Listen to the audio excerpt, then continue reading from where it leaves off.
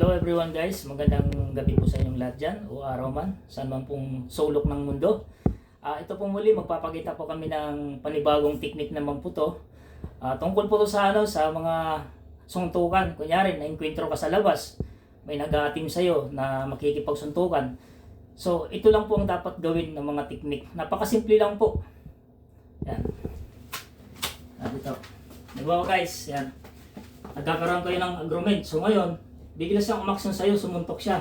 So, pag ito lang gagawin mo guys. Ito nakalak to. Yan. So ngayon, papasok ka ngayon guys, babasagin mo tong banga niya. Itong panga. Bang! Pag pinalubong mo to, tapos sabay mo, dududuhin yung bayag niya. Tapos, ihidlak mo siya ngayon. Ayan, nakalak na siya ngayon. Pag nakalak na siya ngayon, ang gagawin mo, iaangkla mo itong dalawang panga mo, papahiga ka ngayon. Pag nakahiga ka ngayon, nakataob siya, ang may tutukod niya ngayon, yung ulo niya. Ayan o. May tutukod niya ngayon yung ulo niya sa simento. Automatic yan guys, yung ulo niya sigurado mababasag yan sa simento. Yan. Ulitin ko. Sige. So ayan o. Nakalak na ngayon. So ngayon, papasok ngayon, papasukin mo ngayon dito niya yung ulo niya. Ayan o. Yung ulo niya, papasukin mo, babasagin mo yan, yung mukha niya. Tapos, titirahin mo yung bayag niya. So ngayon, ihidlak mo siya ngayon. Ayan.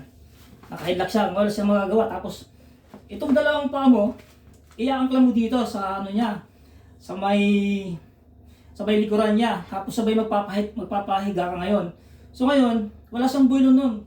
Wala siyang magagawa kundi tataob din siya. Pag taob niya, ito yung ulo niya ngayon, ang may tutuko doon sa simento. Yan, mababasag yung ulo niya. So yun lang po guys, yung technique na gagawin. Thank you guys. Thank you so much for watching.